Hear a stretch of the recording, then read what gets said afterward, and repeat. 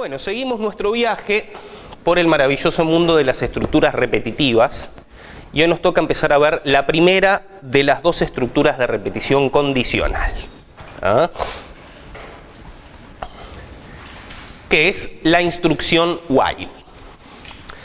Nosotros ya vimos la clase pasada la primera de las estructuras repetitivas, que era ¿cuál? La instrucción for. ¿Cuándo corresponde utilizar for? Cuando sabemos la cantidad de veces exacta que se va a repetir la instrucción que queramos colocar dentro del for. Si es una instrucción compuesta la que está dentro del for, es decir, está poblada por varias instrucciones, ¿qué debemos ponerle? Debemos ponerle begin end a efectos de asegurarnos de que todas ellas queden abarcadas por el for. Entonces el for tiene un comienzo, tiene un final, y había una variable especial que era la variable de control del for, que nos permitía ¿qué? Llevar la cuenta de ¿qué? De la cantidad de veces que se va ejecutando. ¿Sí? ¿Cómo? Del paso en el cual estás dentro del proceso repetitivo. Había algo muy importante que no debíamos hacer con la variable de control, que era ¿qué? Modificar su valor. Eso básicamente estaba, no me gusta mucho la palabra, pero estaba prohibido de hacer. ¿Está bien? Entonces, yo utilizo for cuando conozco de antemano la cantidad de veces que quiero repetir, ¿tá? Que quiero iterar, también se le dice iterar, y bueno, la variable que lleva la cuenta de eso es la variable de control del for, también llamada el contador del for. No podíamos modificarlo, pero sí podíamos hacer ¿qué cosa?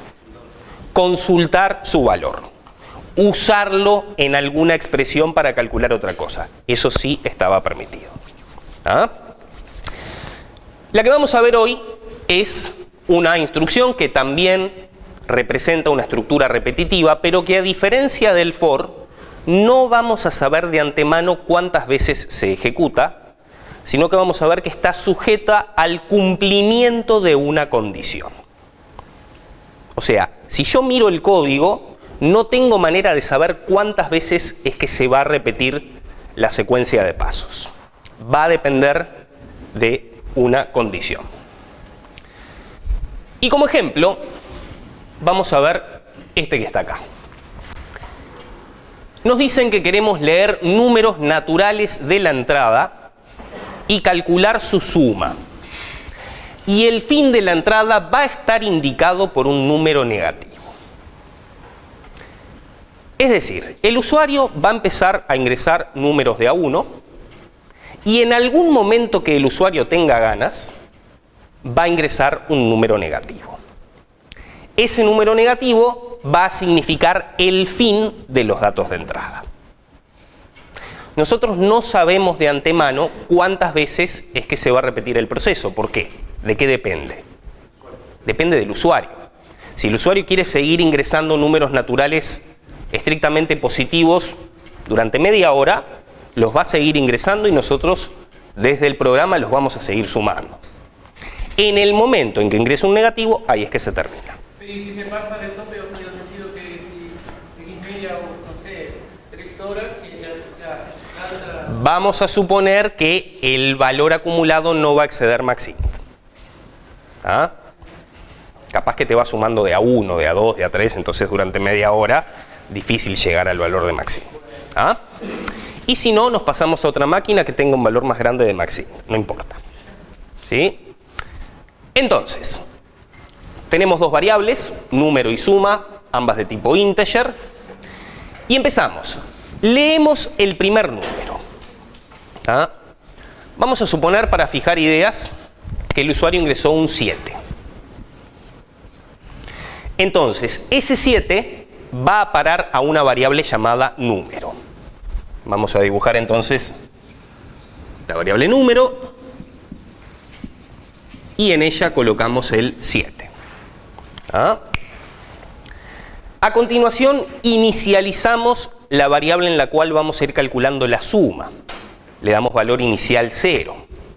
Entonces tenemos por aquí la variable suma con valor inicial 0.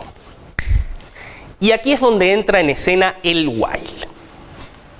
El while evalúa una expresión booleana. ¿Qué otra estructura ya conocida también evalúa una expresión booleana? El if.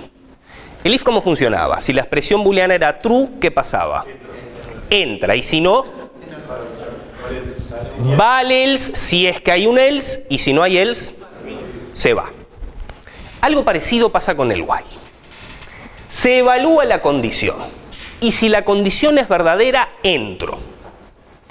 En este ejemplo concreto, ¿se cumple que número es mayor o igual que 0? Sí.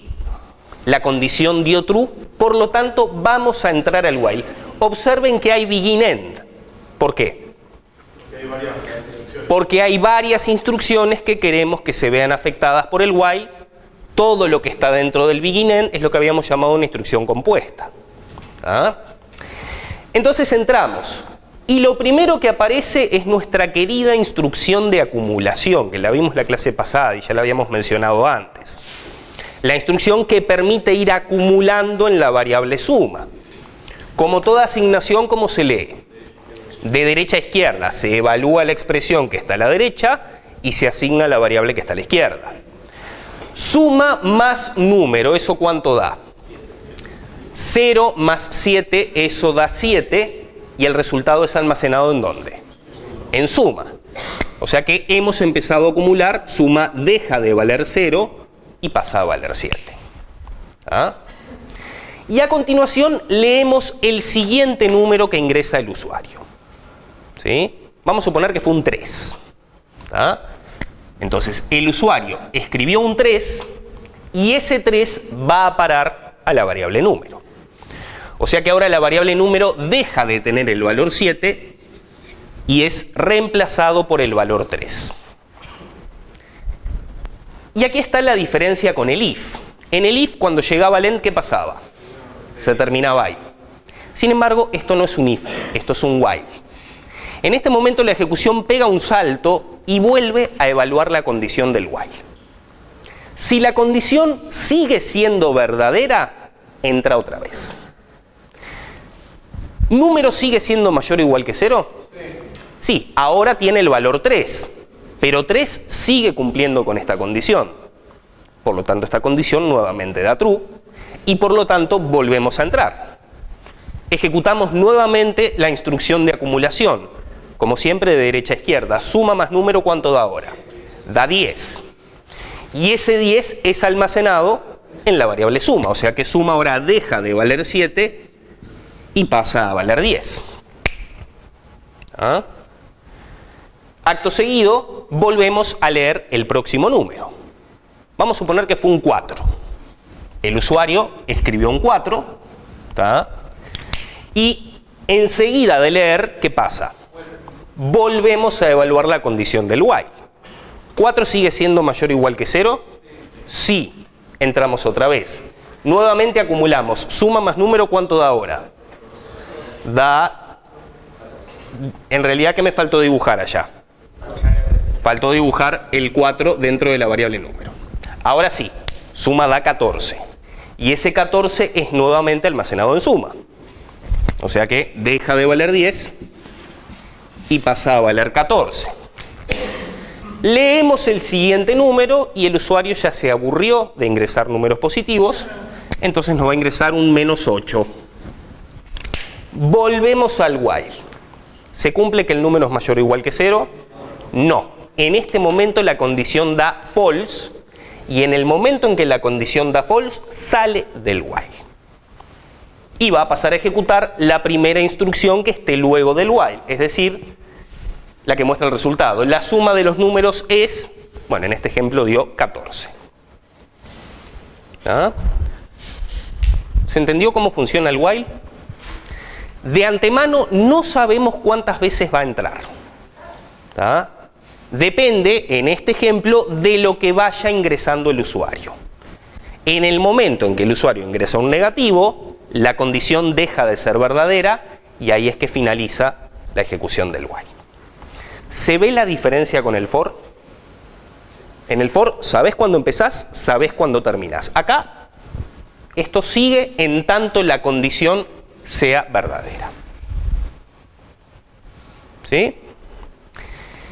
En este ejemplo no tenemos problema porque el que tiene la posta a la hora de finalizar la ejecución, ¿quién es? El usuario. Nosotros partimos de la base que el usuario sabe que debe ingresar una serie de números positivos y terminar con un negativo. Si en la condición arrastro el valor de una variable que yo por algún motivo determiné en el programa anteriormente, Sí. y no lo hice bien, puedo hacer que esté permanentemente. Bueno, ahí está. El while es una estructura repetitiva que tiene peligro de caer en lo que se llama loop infinito. O sea, que quede, como me dijeron la otra vez, un bucle infinito. Que quede eternamente atrapado. El problema que tiene el loop o loop infinito es que la compilación no lo detecta. ¿Por qué no lo detecta? Porque sintácticamente no hay problema, no es un error de sintaxis. Es un error que se detecta en tiempo de ejecución. O sea, el compilador no te puede avisar de un loop infinito. ¿Ah? Entonces siempre debemos ser muy cuidadosos, sobre todo en época de laboratorio, en época de tarea, testear bien el programa, ¿verdad? A efectos de tratar de reducir el peligro de que el programa te quede en loop. Siempre tratar de asegurarse de que la condición que vos pongas acá, en algún momento le pase ¿qué cosa? No se cumpla, que en algún momento se deje de cumplir. Si involucra alguna variable, bueno, la idea es que esa variable vaya cambiando de valor dentro del while, porque si no, ¿qué va a pasar? Va a quedar con el valor que tenía y ahí tenemos peligro de que nunca salga. ¿Tá? O que vaya modificando su valor de manera tal que en algún momento, ¿sí?, se dé que la condición se deje de cumplir. Así que cuidado con el while. ¿Tá? El while tiene el peligro de que te puede llegar a quedar en loop. ¿De acuerdo? Bueno, igual en este ejemplo no pasa porque dijimos que la pelota la tiene el usuario. ¿Ah? Vamos a suponer otra ejecución diferente. Vamos a imaginarnos que empezamos a ejecutar de vuelta el programa y el usuario lo primero que ingresó fue -3. Vamos a ver qué pasa en ese caso. Se leyó -3, se le asignó 0 a la variable suma. ¿Y qué pasa la primera vez que se llegó al while? No se cumple la condición porque -3 no es mayor o igual que 0. ¿Qué ocurre en este caso? Sale. Lo que está dentro del begin, ¿cuántas veces se ejecutó? 0 veces. No entró ni siquiera una vez. O sea que el while lo utilizamos cuando no sabemos de antemano cuántas veces debemos repetir, e incluso podría pasar ¿qué cosa? Que ni siquiera se repita una vez la ejecución. Es en esa situación que corresponde utilizar while. Bueno, en este caso, como no va a entrar, ¿se llegó a ejecutar la instrucción de acumulación? ¿Con qué valor quedó suma? El resultado que va a mostrar, ¿cuál es? 0. Y tiene sentido, porque la suma de los números ingresados, bueno, no se llegó a ingresar ninguno, es razonable que sea 0. ¿Ah? ¿Se entendió este ejemplo? Sí.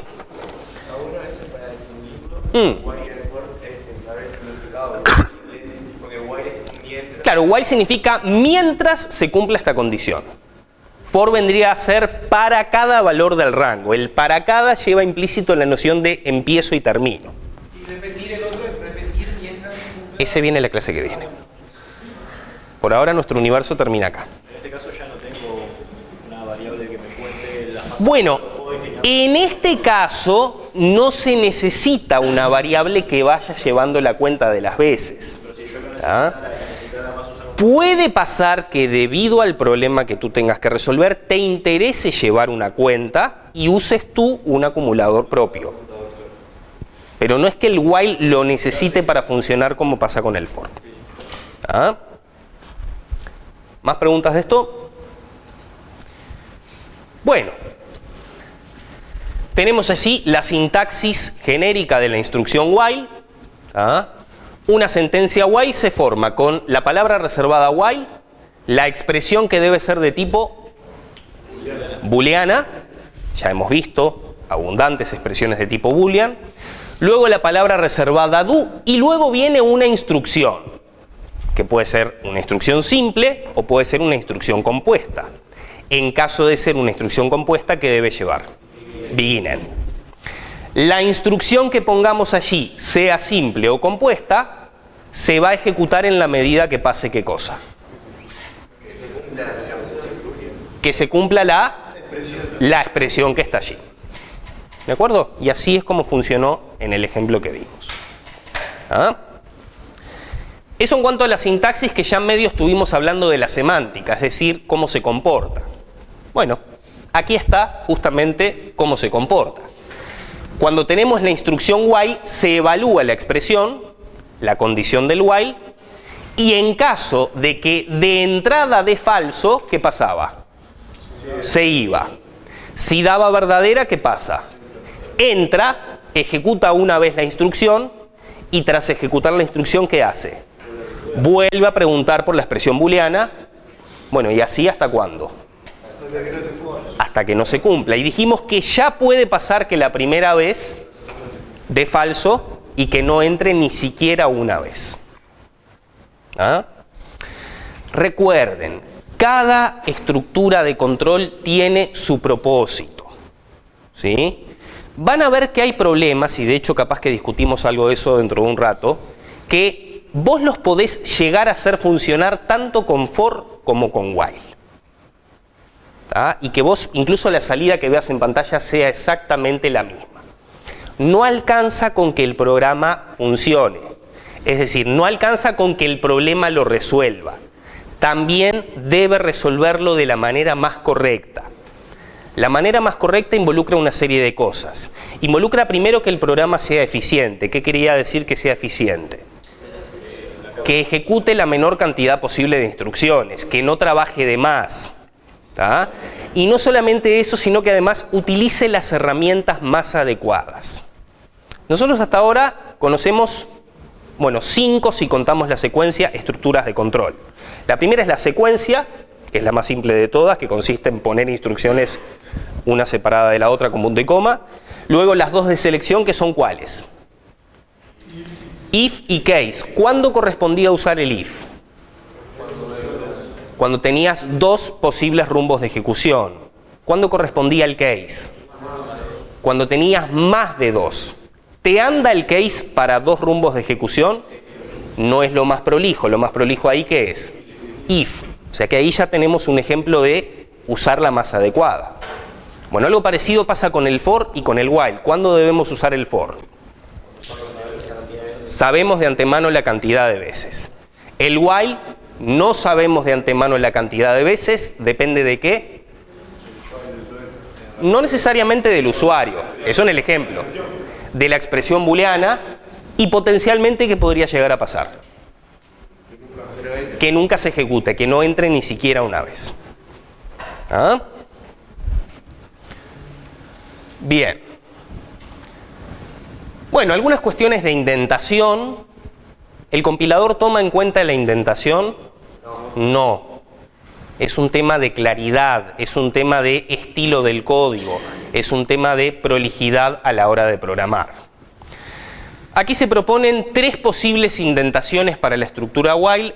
La que consideramos más prolija es la primera. Begin y end a la misma altura del while, ¿tá? Y todas las instrucciones que están dentro del begin end tabuladas hacia adentro. ¿Ah? Poner todo apelotonado contra la izquierda, si bien compila y se ejecuta, queda feo a la vista. Poner el begin y el end más adentro también queda feo a la vista. Si lo hacen no es algo grave, no es como modificar la variable de control de un for. ¿Tá? Pero tratar, ¿sí?, de adoptar la indentación que sea más clara. Para el while consideramos que es la primera. ¿Ah? Bien. Bueno, y lo que nosotros vimos, esto de ir leyendo números hasta que el usuario ingrese un negativo, es un caso particular de un tipo de problema que se resuelve con while que se denomina lectura con centinela. A ver, while no es sinónimo de lectura con centinela, sino que la lectura con centinela es un tipo particular de problema que se puede resolver usando while. Vamos a ver más adelante que también hay otros problemas, aparte de la lectura con centinela, que también se pueden resolver mediante while. ¿Ah? Un centinela es un valor especial utilizado para indicar el final de una lista de datos, y yo le agregaría de datos de entrada. ¿Ah? ¿Qué fue lo que pasó allá? Acá el centinela que cumplía era un negativo. El problema que me habían especificado decía, el usuario va ingresando una secuencia de naturales y finaliza con un negativo. El negativo es el centinela, es el valor que indica que finalizaron los datos de entrada. Muchos problemas del práctico van a ver que son del estilo lectura con centinela. ¿Ah? Pero vuelvo a repetir, no es el único tipo de problema que se puede resolver con while. Hay otros. El esquema genérico de una lectura con centinela es el que está acá, y si ustedes se fijan, el primer ejemplo que nosotros ejecutamos hace un rato sigue este esquema. Esto es algo así como un molde genérico, ¿sí?, de lo que es un problema de lectura con centinela. Cualquier problema que sea de esta categoría, ustedes pueden adaptarlo a este molde. ¿Ah? Entonces, lo primero que tiene que hacer un problema de lectura con centinela es leer un dato. Tiene que haber una primera lectura y es fundamental que esa primera lectura esté antes del while. ¿Por qué? Porque si no es siempre va a leer el while. ¿Por qué? Se va a repetir cada vez que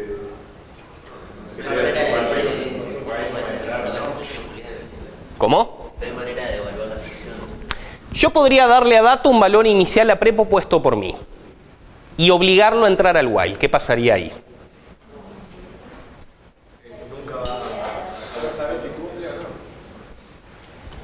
Ponele que en el ejemplo, en este ejemplo de acá, vamos a imaginarnos que en vez de haber hecho una lectura, yo le asigno a número a prepo un 1. ¿Me va a quedar en un loop? No, porque ¿qué pasa adentro? Lo lee de nuevo. no, se va a dificultar cuando probablemente ni siquiera es el número. Si le pongo número igual 1, va a entrar. No, pero si no que se ejecute el while, Le vamos a dar la posibilidad de que falle la primera. A ver, ¿cómo es eso?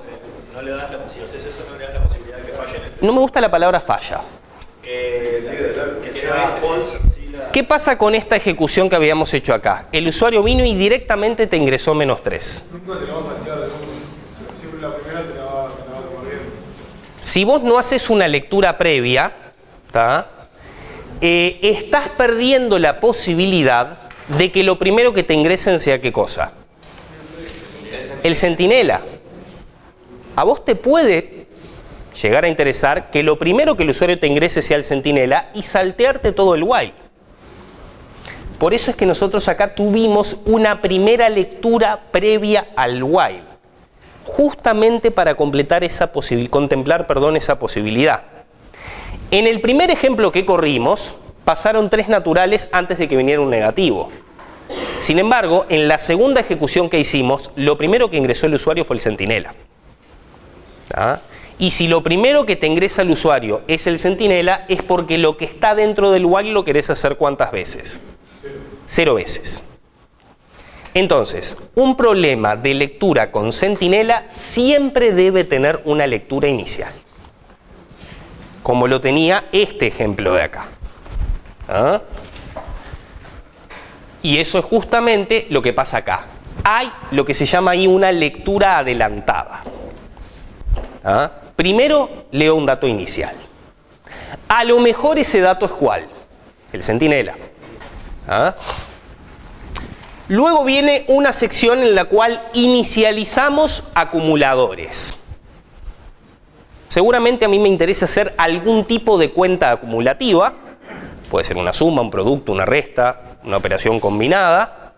Bueno, la o las variables que sean necesarias se van a inicializar antes de llegar a la iteración. Luego viene el while, donde la condición entre comillas tiene que ser esta. Mientras que el dato no sea el centinela. Si el dato no es el centinela, ¿qué significa? Que tiene que entrar, tiene que ejecutar. Me interesa hacer algo con el dato que yo leí. Fue lo que pasó acá.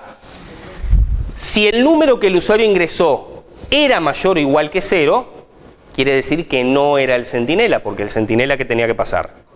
Tenía que ser negativo. ¿Ah? Entonces, si no es el centinela, en este caso está expresado con la condición número mayor o igual que 0, entro. ¿Ah? Proceso el dato, acumulo lo que tenga que acumular y fundamental, antes de volver al while, lo último que tengo que hacer, ¿qué es? Una nueva lectura. Y ojo con algo, si no pongo esta lectura, ¿qué va a pasar?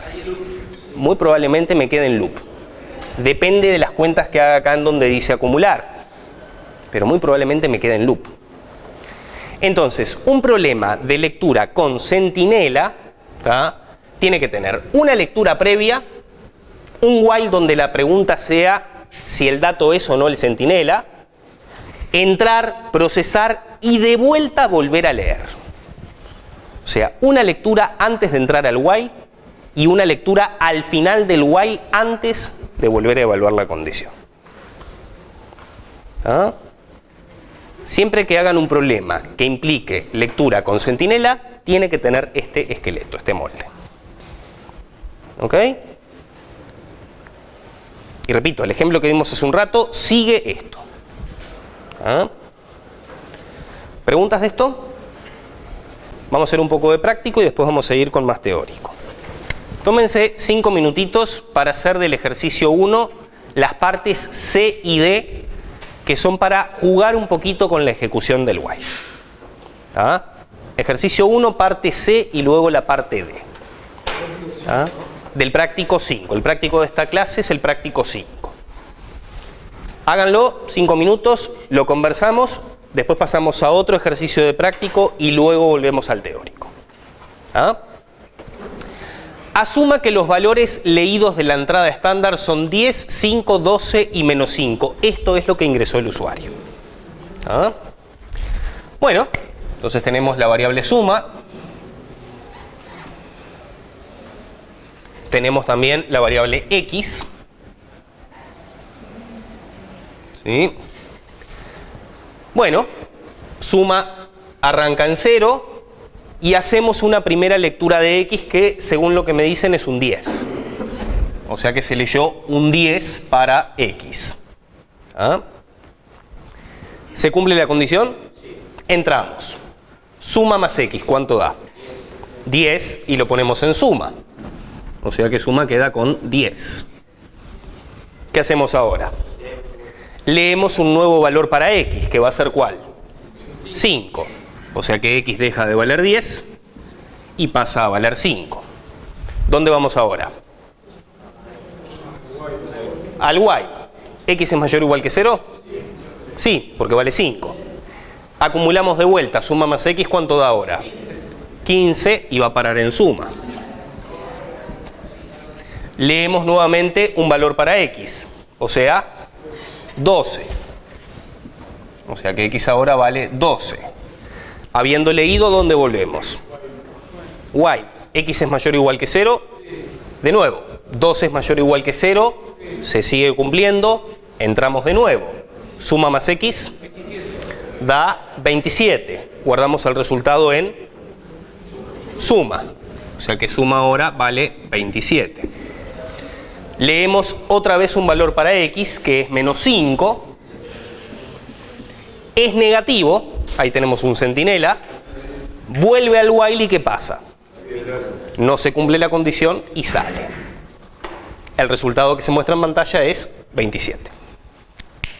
¿Ah?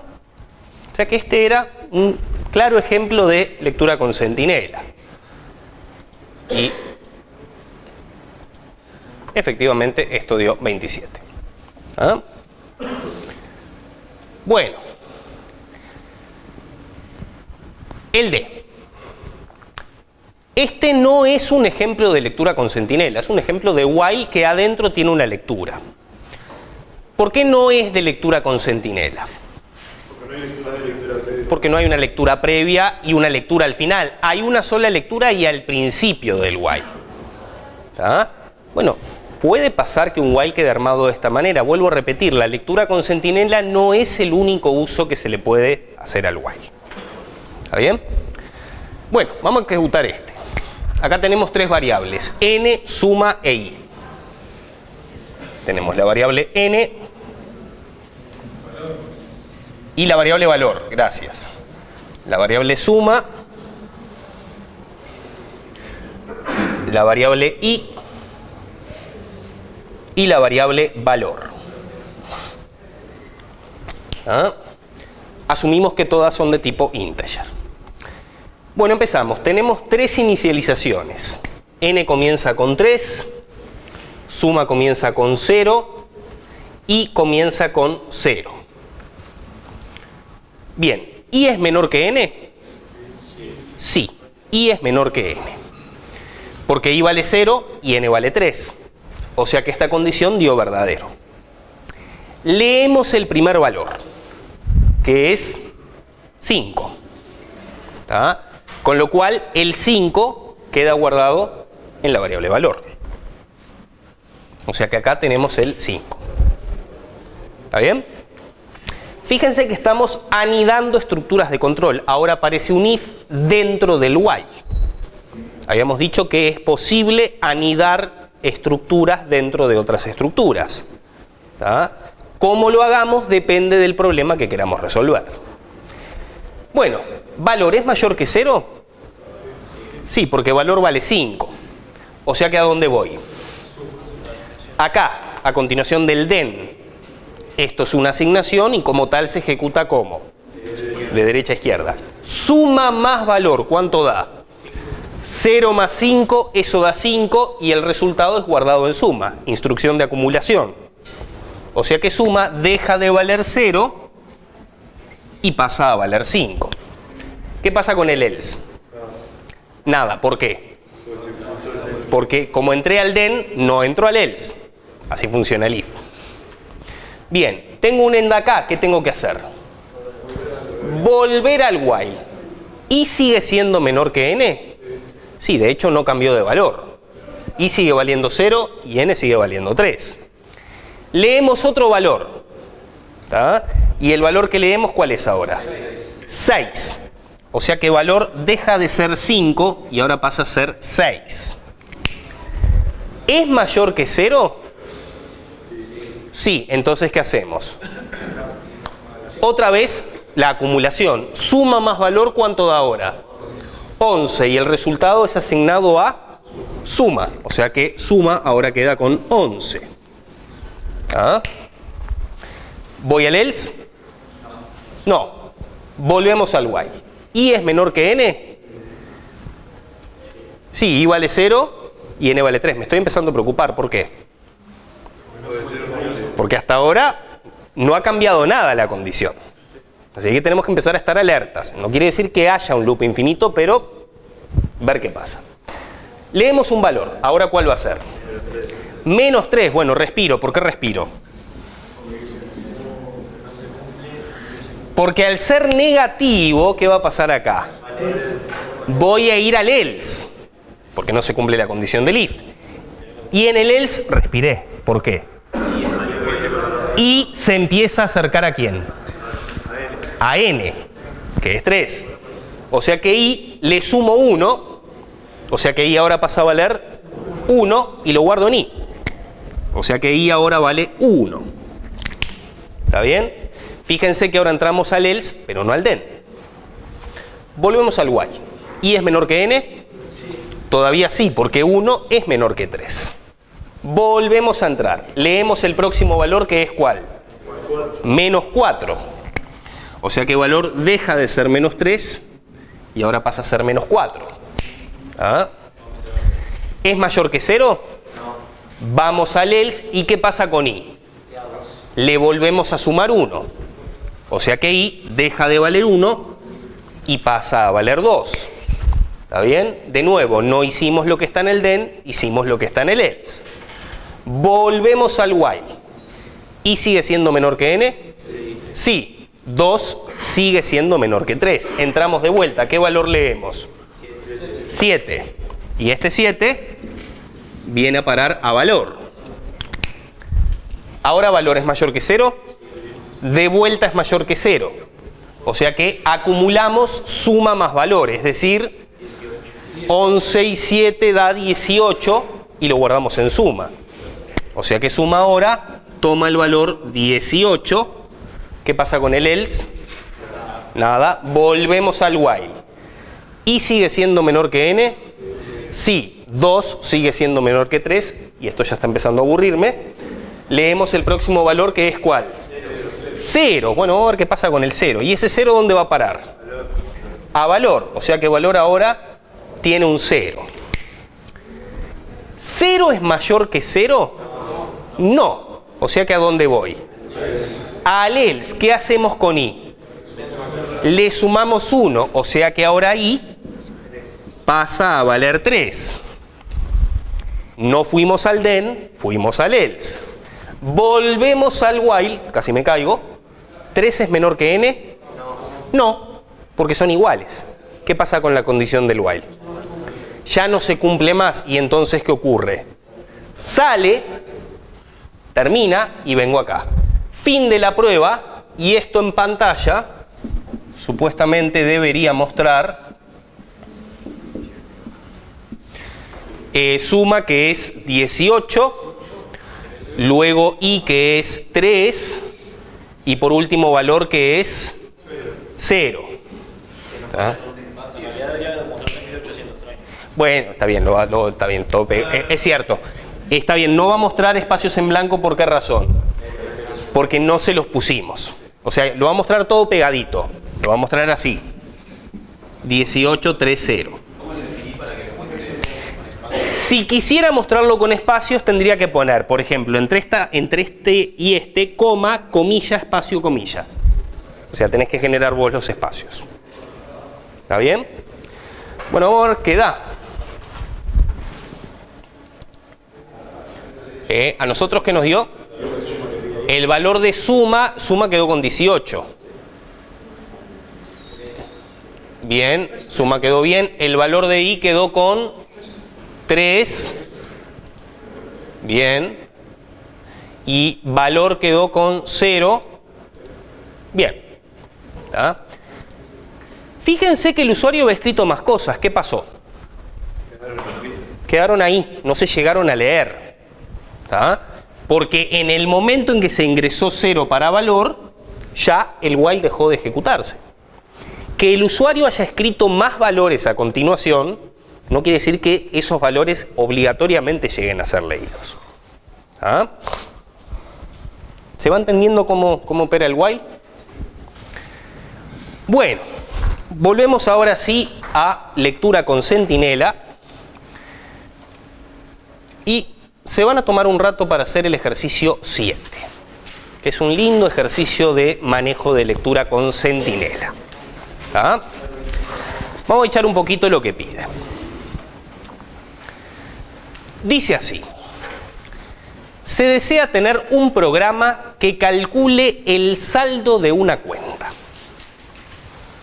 Suponga que los datos son leídos de la entrada estándar y que consisten en renglones. Y en cada uno de los renglones lo que hay es una letra en la primera columna seguida de un número real.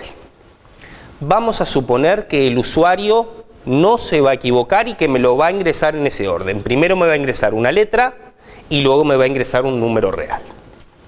O sea que ya vamos pensando en variables de qué tipo. Para la letra, char, y para el número real, real. De momento integer, parecería que no. ¿Ah? Entonces, en cada renglón hay una letra, o sea, el usuario va a ingresar una letra y va a ingresar a continuación un número real. Y después va a dar enter. ¿Ah? El último renglón contiene únicamente la letra X en la columna 1. Este va a ser nuestro ¿qué? Nuestro centinela. La ejecución va a finalizar cuando se lea el X. ¿Ah? El primer renglón va a contener la letra A y el saldo anterior de una cuenta de cheques. O sea, lo primero que va a ingresar el usuario va a ser una A y el saldo inicial de la cuenta. ¿Ah?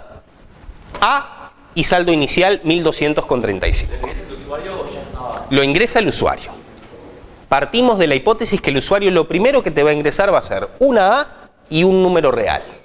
No hay chance de que lo primero que te ingrese el usuario sea ¿qué cosa? Ni un número, ni el centinela. Sabemos que va a haber una primera línea que va a contener la A y el saldo inicial. ¿Ah?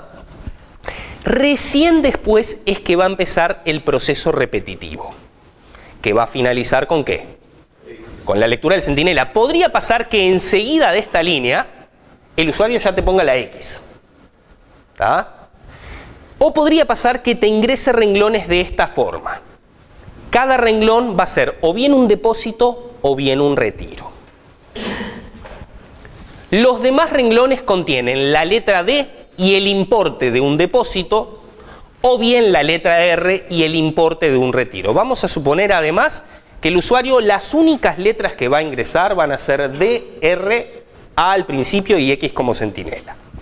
No es necesario que validemos estas cosas para este ejercicio. ¿Ah? Y que luego de la D va a ingresar un monto, también real, y luego de la R va a ingresar un monto también real. Entonces, ¿qué es lo que va a tener que ir haciendo el programa? Dependiendo de si el usuario puso una D o una R, el monto que está a continuación lo tenemos que acumular sumando o restando. Con un if y un else, digo. Exactamente. Entonces ya nos vamos imaginando el esqueleto. Vamos a tener el while para la lectura con centinela. En algún lugar dentro de ese while vamos a necesitar algún if. ¿Tá? Con eso lo vamos armando. No puede ingresar un número negativo y vamos a suponer que no lo va a hacer. Vamos a suponer que va a respetar este formato. ¿Tá? ¿Se entendió la consigna? Bueno, tómense 15 minutos, piénsenlo, ármenlo, me llaman si necesitan y después lo discutimos acá. Luego de eso vamos a seguir viendo un poco más de teórico. Bueno, vamos a ver otro ejemplo más de uso de while. Discutimos esto y después allá discutimos el ejercicio que estaban haciendo. Queremos utilizar while para determinar si un número es primo. Recordemos la definición de número primo. Se dice que un número natural es primo si es mayor que 1, o sea que como mínimo tiene que ser 2, y es divisible únicamente entre sí mismo y entre 1. No tiene otros divisores además de él mismo y el 1. Por ejemplo, 2, 5, 11, 29, 31, 47, todos esos son primos. Pensemos, por ejemplo, en el 11. Traten de imaginarse algún número que divida en forma exacta al 11. ¿Cuáles hay? 11 y 1. Si vos dividís al 11 entre cualquier número, 2, 3, 4, en ninguno de ellos te va a dar división entera. Dicho de otra manera, ¿qué va a pasar con el resto? Va a ser distinto de 0. ¿Está bien? Entonces, la definición de número primo dice que un número natural es primo si solamente se puede dividir entre él mismo y entre 1. Y que se pueda dividir significa que el resto de esa división da 0. Si da... ¿En qué universo estamos? ¿En los enteros o en los reales? No nos vayamos a los reales de manera innecesaria. Eso es porque estamos sometidos a un sistema educativo que nos mete los números reales como los únicos números válidos desde que empezamos a contar. Estamos en el mundo de los enteros. Cociente y resto, división entera. ¿Ah? ¿Hasta acá? Entonces, un procedimiento para determinar si un número es primo sería recorrer todo el intervalo entre 2 y n-1 buscando si hay divisores de n. ¿Cómo hago para recorrer todo el intervalo entre 2 y n-1? ¿Qué estructura usaría? Si sé dónde empiezo y sé dónde termino, ¿qué corresponde? For. Esa solución con un for que arranque en 2 y vaya en n-1, andaría. Ahora, ¿es la alternativa más eficiente? Porque ¿qué pasa si durante el viaje ya encontraste un divisor? No tiene sentido seguir, o sea que sí o sí voy a llegar a recorrer todo el rango. Yo quiero saber si es primo. No necesariamente. Y si es no necesariamente, quiere decir que hay una chance de que yo termine antes. ¿Yo sé de antemano cuántas veces voy a iterar? O sea que for, descartado. Un error muy común es hacerlo igual con for. Porque vos imaginate que probaste con 2, no te dio resto 0. Pero probaste con 3 y ya te dio resto 0. ¿Te alcanza para qué eso? Para saber que no es primo. Mi problema a resolver era determine si es primo o no. Y si le encontraste un divisor que no es ni 1, ni el propio número, ¿qué quiere decir? El problema ya está resuelto. En el único caso en el cual sí o sí tendría que ir hasta el final es cuando sea primo. Entonces, acá es donde uno tiene que empezar a mirar estas cosas con atención, porque a veces huele a for, pero si lo entras a rascar un poquitito, capaz que es guay. ¿Ah? Ese sería un procedimiento. ¿Sí? Ahora, se puede hacer un poco más eficiente todavía. ¿Es necesario buscar desde 2 hasta n-1? La clase pasada nosotros dijimos algo. Basta con ir hasta la mitad. ¿Por qué? Después de la mitad seguro no va a tener divisores. Entonces ahí reducimos la cantidad potencial de valores contra los cuales comparar ¿a qué? A la mitad. O sea, el programa es el doble de rápido. Justo con esto estuvimos discutiéndolo en la clase pasada. ¿Sí? Entonces, el procedimiento anterior no es eficiente. Una primera forma de mejorarlo es en vez de buscar entre todo el rango de 2 a n-1, buscar entre 2 y la mitad de n. Observen que allá usé div, división entera, ya que luego de n div 2 no hay divisores de n.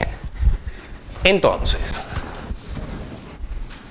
la primera idea, ¿sí?, es explorar el rango que va desde 2 hasta n-1. Sí. ¿No conviene esperar de 2 a raíz de n? Ya me contaste el final del cuento. Iba a llegar a eso ahora. Sí. Una segunda idea, un poquito mejor, bastante mejor, pero no tan buena como la que me acabaste de decir, es explorar desde 2 hasta n div 2. Por ejemplo, imaginemos que n vale, no sé, 30. Acá voy a estar explorando desde 2 hasta 30, pero acá voy a estar explorando desde 2 hasta 15, bajé bastante. Bueno, hay una tercera, y acá debemos agradecerle a los matemáticos ilustres y a su gran conocimiento de las matemáticas, que nos dan propiedades que nosotros podemos utilizar para reducir aún más el tiempo de ejecución de nuestros algoritmos. Hay una propiedad que dice que ni siquiera es necesario explorar hasta la mitad, sino que alcanza con explorar desde 2 hasta la raíz cuadrada de n. Si no le encontrás ningún divisor al número en este rango, esa propiedad ya me garantiza ¿qué cosa? Que el número va a ser primo. Entonces se acota aún más el rango de valores a buscar. Entonces, muchas veces, hacer uso de una buena propiedad del álgebra, de la aritmética o de lo que sea, redunda en mejorar la eficiencia, donde mejorar la eficiencia significa reducir ¿qué cosa? El tiempo de ejecución mediante la reducción de la cantidad de instrucciones que se van a ejecutar. Cualquiera de las tres soluciones me va a determinar si el número es primo o no. ¿Ah? Pero la última es la que me lo va a hacer en menos pasos. ¿Ah? Bien. La búsqueda se puede hacer en forma más eficiente, como se muestra a continuación. Y acá tenemos esa solución, la correspondiente a la tercera idea. ¿Ah? Variables, fin, número y divisor. ¿Qué hacemos acá? Primero leemos el número que queremos determinar si es primo o no. ¿Ah? Luego, ¿qué hacemos con el número? Le calculamos ¿qué cosa? Su raíz cuadrada. Y a continuación, ¿qué hacemos? Trunc. ¿Se acuerdan de trunc y square root? Estas eran funciones aritméticas predefinidas. Entonces, en fin, me voy a guardar la raíz cuadrada truncada a entero. ¿Ah? ¿Y empiezo en qué divisor? Empiezo en el 2. Y como mucho voy a llegar ¿a cuál? A fin. A la raíz cuadrada truncada. ¿Ah? Esta es la condición que está acá. Si llego hasta acá efectivamente, va a ser porque el número le va a pasar ¿qué cosa? O sea, si llego a explorar todo el rango, significa que el número va a ser primo, ¿verdad? Bien, pero podría pasar que durante el viaje que encuentre un divisor. Por eso es que tengo la segunda condición. Yo voy a salir por esta o por esta otra. ¿Qué operador tenemos acá? El AND. ¿Cuándo el AND es verdadero? Cuando las dos son verdaderas. ¿Sí? ¿Cuándo el AND se hace falso? Cuando una de las dos se hace falsa. Nosotros además estamos ejecutando nuestros programas en FreePascal. FreePascal tiene un mecanismo de evaluación que se llama por circuito corto. ¿Qué quiere decir eso? Que si la primera ya me diera falsa, no va a ser la segunda. ¿Ah? Dijimos que el Pascal estándar es diferente en ese sentido. ¿Qué hace el Pascal estándar? Evalúa siempre las dos. Lo cual no parece tener mucho sentido, porque si la primera parte del AND ya te dio false, ¿para qué te vas a gastar en evaluar la segunda? Ese es un poco el espíritu del FreePascal. Entonces, mientras estas dos sean simultáneamente verdaderas, ¿qué voy haciendo? Avanzo de a uno en el rango. Y yo voy a salir o bien porque se me deja de cumplir esta, o bien porque se me deja de cumplir esta otra. Entonces, según por cuál salga, eso me va a querer decir qué cosa de mi número. Si es primo o no. Lo cual, fíjense que no le pusimos begin end a este while. ¿Por qué? Porque tiene una instrucción sola. Este if viene después de que terminó de ejecutarse el while. Bueno, y acá estoy fijándome por qué razón fue que salí del while. Si salí por esta, y si no se cumple esta es porque salí por la otra. Y ahí me dice si el número es primo o no. Vamos a correrlo con valores concretos para fijar ideas. ¿Ah? ¿Alguien me iba a preguntar algo? Borro acá y lo corremos.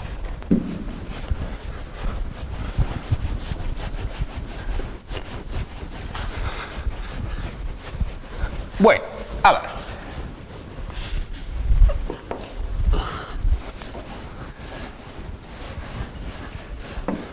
Vamos a suponer que el número que el usuario ingresa es un 13. ¿Ah? ¿Qué le va a pasar al 13? ¿Qué me tiene que dar el programa? Me tiene que dar que es primo o que no es primo. Recordemos el propósito original, determinar si un número es primo. Este programa determina eso. Bueno, queremos ver si el 13 es primo o no. Nosotros que conocemos un montón de números primos de antemano, sabemos que el 13... Voy a hacer de cuenta que no escuché al que dijo que no es primo. Todos sabemos que el 13 es primo. Nadie tiene dudas de que el 13 es primo, ¿verdad? Y si no, acá tenemos un algoritmo que lo verifica. Bien. Chau. Bueno, entonces, vamos a empezar a ejecutarlo. Tenemos la variable fin. Acá está la variable fin. ¿Sí? ¿Cuánto da la raíz cuadrada de 13? 4 y pico da. ¿Sí? ¿4 y pico? No, 4 y pico no puede dar, porque 4 y pico por 4 y pico me va a dar más de 16. 3 y algo, ¿no? 3 y pico. Bien. 3, algo. Bien, perfecto. O sea que la raíz cuadrada de 13 me va a dar 3 y algo. Si la truncamos, ¿qué me va a quedar en fin? Me va a quedar 3. O sea que el valor que queda en fin va a ser 3. Fíjense que la primera idea decía andá desde 2 hasta ¿cuándo? Hasta 12. La segunda idea decía andá desde 2 hasta ¿cuándo? Hasta 6. Y acá vamos a ir desde 2 hasta ¿cuándo? De 2 a 3. Es fantástica esta propiedad. Yo no sé qué matemático la descubrió, pero yo lo aplaudo. Bien. Entonces fin vale 3. Y tenemos la variable divisor.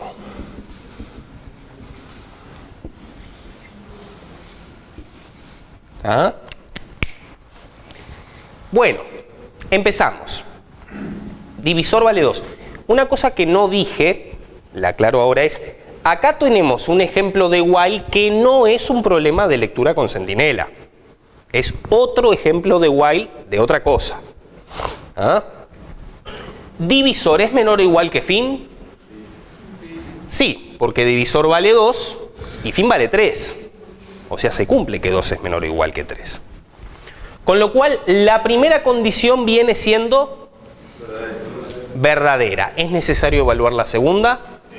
Sí. Es necesario evaluar la segunda, porque va a depender de la segunda si sí o no. El resto de dividir el número entre el divisor es distinto de 0. A ver, ¿el número cuánto vale? 13. Si yo lo divido entre 2, ¿me da resto distinto de 0? Sí, me va a dar resto 1. O sea que, ¿qué pasa con la segunda condición? Sigue siendo verdadera. Fue verdadera la primera, fue verdadera la segunda, fue verdadero el AND. ¿Qué hago? Entro al while y al divisor le sumo 1. O sea que divisor ahora pasa a ser 3. Y es la única instrucción dentro del while. ¿Dónde volvemos ahora? Al while.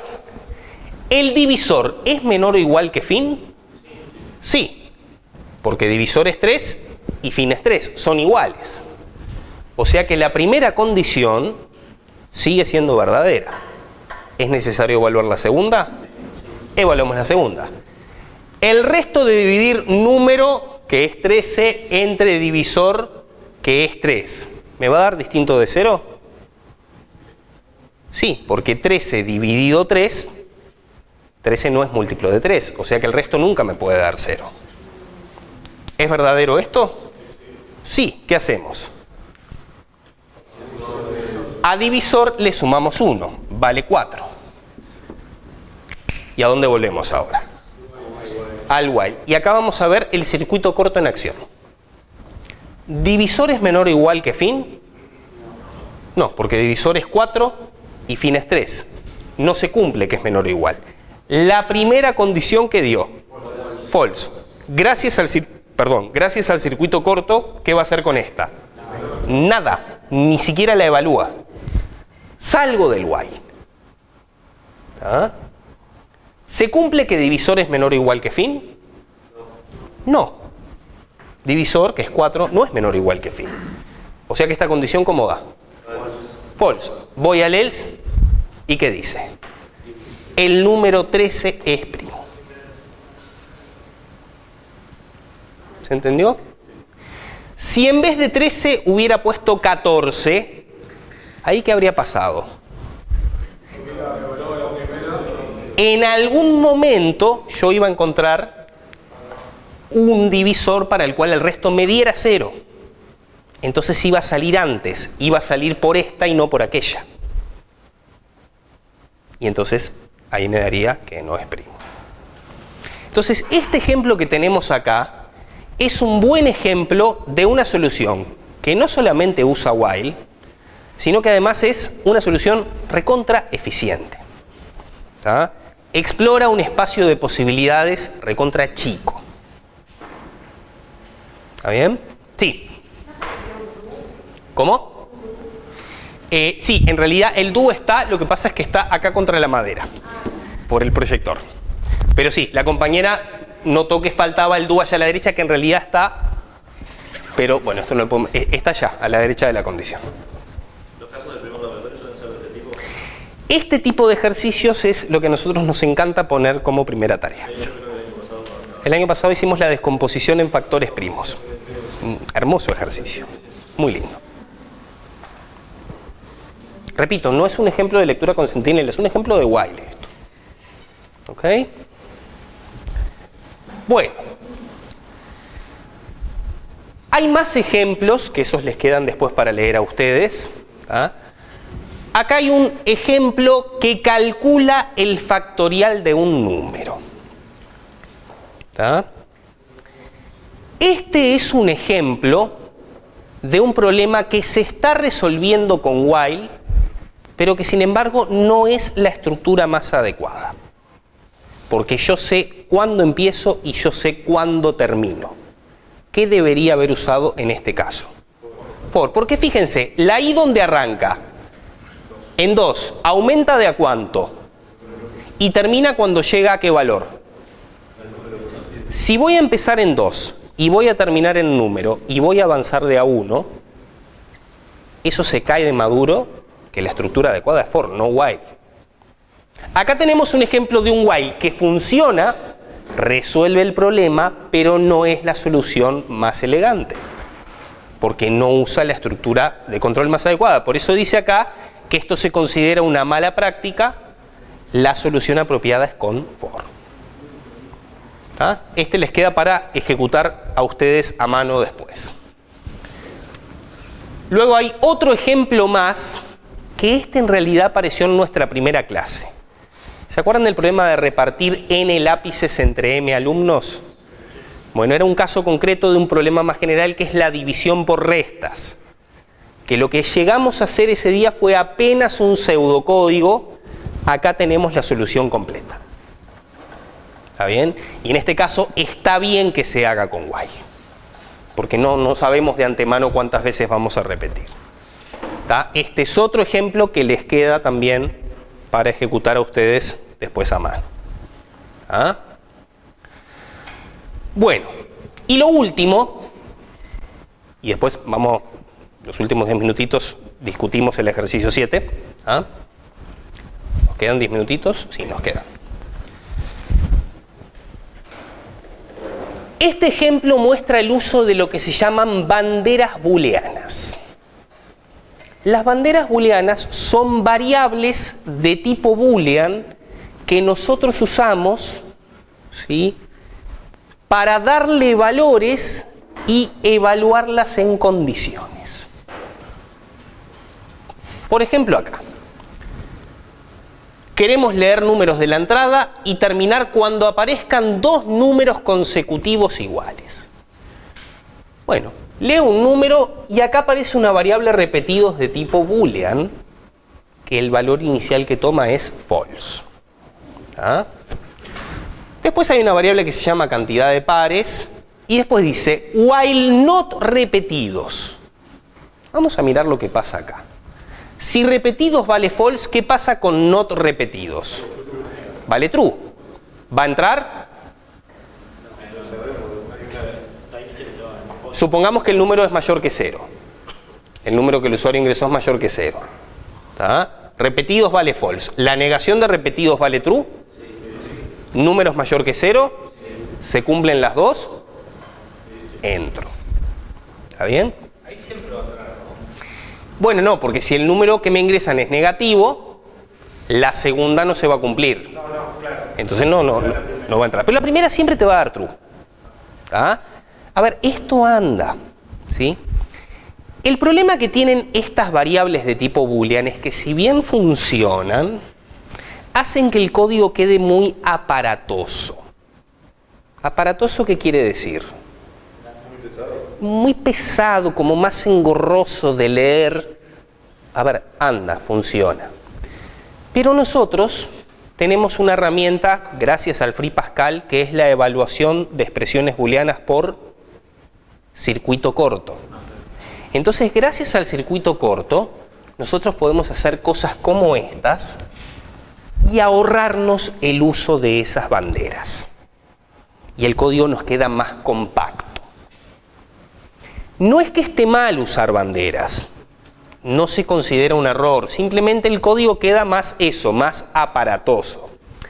Ustedes van a ver que el libro usa muchas banderas porque el Pascal estándar no tiene evaluación por circuito corto, entonces no le queda más remedio que andarse cuidando, porque por más que la primera dé falsa, capaz que la segunda la evalúa igual, ¿verdad?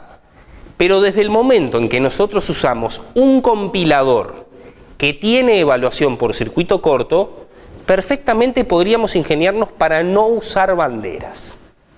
No es que estén prohibidas, no es que sea un error grave, pero si las pueden evitar, es preferible tratar de evitarlas, porque gracias a la evaluación por circuito corto, nosotros podemos hacer cosas como esta.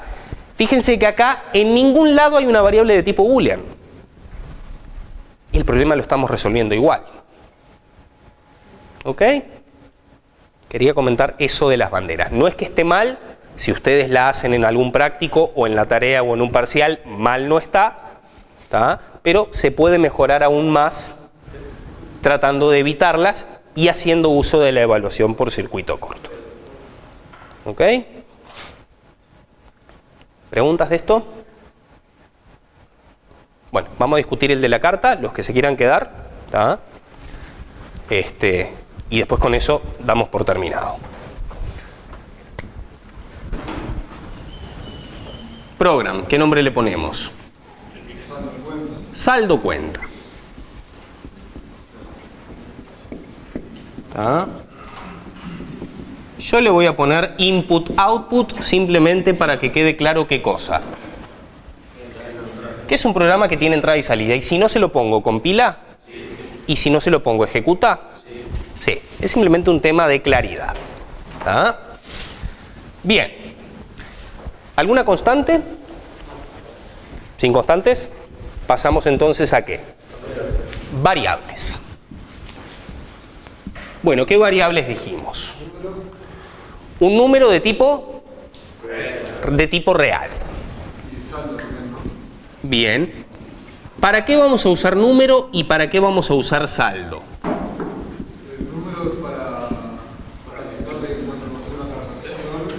El número para el que vamos a ir ingresando en cada transacción. Y el saldo para el valor inicial y para ir acumulando, para llevar el histórico de la cuenta, ¿verdad? Bien. Y otra variable de tipo char. Le ponemos letra de nombre de tipo char. ¿Ah? Letra de tipo char. ¿Está bien? Y ahí tenemos nuestras variables. Bueno, empezamos. Lo primero que tenemos que leer, ¿qué es? La A y el monto inicial. Y es seguro que el usuario me ingresa una A y un monto inicial. Es seguro, no lo tenemos que cuestionar. Es parte de la hipótesis del problema. Entonces, ¿qué hacemos? ¿Y qué gano con eso? Ahora que la variable esa no le vas a asignar nada hasta que lo empieces a sumarle el valor. ¿Pero número yo la voy a leer por teclado después? Sí, o sea que voy a pisar el 0 con lo que lea por teclado. ¿No? El tema es no usar de primera dentro del algoritmo una variable sin inicializar. Claro, pero ese peligro no lo vamos a tener. ¿Ah? ¿Qué leo? Bien. Primero, la letra, coma y el saldo. Esto va a generar ¿qué cosa?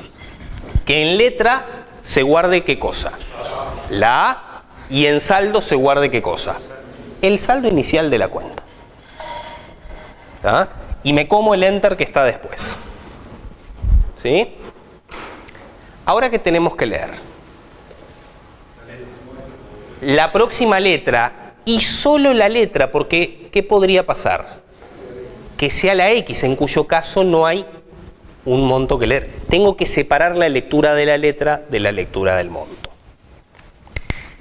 Lectura con centinela. La X va a ser el centinela. ¿Ah?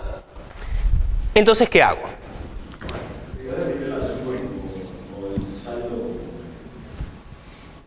¿Cómo él? El saldo me quedó con 1200,35.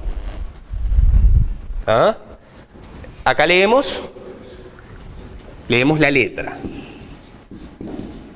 Bien, y esta letra eventualmente podría llegar a ser ¿quién? La X. Y si no es la X, es seguro que va a ser ¿qué? D o R. A no. Porque la A ya la leímos. Por hipótesis asumimos que la A se ingresa una sola vez. Esta es la lectura previa que tenemos que hacer en un esquema de lectura con centinela. Y ahora viene el while que pregunta por el centinela. Entonces, ¿qué hago? While, mientras que la letra sea distinto, este es el operador relacional distinto, carácter X. Me habían preguntado si yo puedo comparar una variable de tipo char con un carácter. Por supuesto que sí, porque este es un valor del mismo tipo que la variable. Es una comparación válida. ¿Necesita la comilla? Sí, porque las constantes de tipo char van entre comillas simples. Lo que el usuario no te lo ingresa entre comillas simples, pero en el programa, si tú lo tratás como lo que se llama un literal de tipo char, tiene que llevar comillas. ¿Cómo? Y además no te va a compilar, porque va, si vos no le pones comillas, va a pensar que es una variable. ¿Ah? ¿Qué pongo acá? Do. Entonces, mientras que la letra no sea X, la letra ya la leí. ¿Qué tengo que leer ahora? Eso lo tengo que preguntar, pero ¿qué tengo a continuación para leer de la letra? El número. Bueno, ¿por qué vamos a poner begin? Varias instrucciones, entonces vamos a poner begin. Es correcto. Bien, begin. ¿Y ahora qué leemos? El número. O sea, yo el número lo tengo que leer igual. No importa si lo voy a sumar o lo voy a restar, pero yo la lectura del número la tengo que hacer, ¿no? Bien, ya leímos el número que está a continuación del carácter. Si yo entré al while, ¿qué sabemos de la letra? Que no es X. Capaz que es D o R, pero X no es. Como no es X, yo leí un número. Y ese número ahora tenemos que ver si lo sumamos o lo restamos. ¿Y eso de qué depende? De un if. Como tenemos solo dos opciones y estamos asumiendo que el usuario o ingresa D o ingresa R. Y si no es D, podemos suponer que es R, salvo que nos dijeran otra cosa. ¿Ah? ¿If qué? If letra igual a R, de nuevo como carácter, then a saldo le asigno. ¿Yo dije D y escribí R? ¿O me dijeron R? Dislexia total. Esto es D. Bien. Para peor esto queda grabado. En realidad funciona igual. Está bien. Pero dije una cosa y escribí otra. Ponele que dijimos D. ¿Qué tengo que hacer entonces? Sumar. A saldo le asigno saldo más número. ¿Está? ¿Por qué no puse begin? Voy a poner solo esta instrucción. Else. Si vengo al else es porque no era X y no era D. Asumimos que es R. Entonces, a saldo le asigno saldo menos número. Si yo hubiera dejado R acá, ¿qué pasaba entonces? Poníamos menos acá y más acá, pero el efecto era el mismo, cualquiera de las dos es válida. Fíjense que recién acá pongo el punto y coma. ¿Por qué? Porque es el fin de todo el if. ¿Está bien? Entonces, ya leímos el número y nos comimos el enter porque puse readline allá. O sea que pasamos a la siguiente línea. ¿Qué corresponde leer? La próxima letra, que podría llegar a ser ¿quién? Esquema de lectura con centinela, lo dijimos más temprano. Lectura previa antes de entrar al while. Y lo último dentro del while debe ser una nueva lectura. Y si no la pongo estoy en graves problemas. ¿Por qué? Entro en loop infinito. Entonces acá, ¿qué viene ahora? Read, letra, ¿tá? Y vuelvo al while. Ah, bueno, sí, el end. Ahí está. El end del while. Y acá voy a volver. Y si justo es la X, ¿qué va a pasar? Termino y me voy. Luego de esto va a venir el writeline. Y si no, es porque lo que leí, ¿qué fue? Otra D u otra R. Entonces sé que tengo que leer un número, vuelvo a entrar, vuelvo a repetir lo mismo. Lo que faltaría para terminar esto es, después de este end, poner ¿qué cosa? El write que muestre el saldo final es tanto. ¿Ah? Sí. No porque yo quiero que, si readline no porque, ponele que estás leyendo este. Hay un número después que querés leer. Y si le pones readline lo estás tirando al tacho. ¿Ah? Bueno, sí. Yo le voy a poner porque después de esto va a venir el write que te muestra en la salida. Que no lo escribí por falta de espacio. Pero faltaría el write y luego el end con el punto. ¿Ah? Bueno, sigan trabajando con el práctico 5. La clase que viene vamos a ver la otra estructura de repetición que nos falta, que es el repeat. Y con eso ya vamos a haber completado las diferentes estructuras de control. ¿Ah? Hasta el viernes.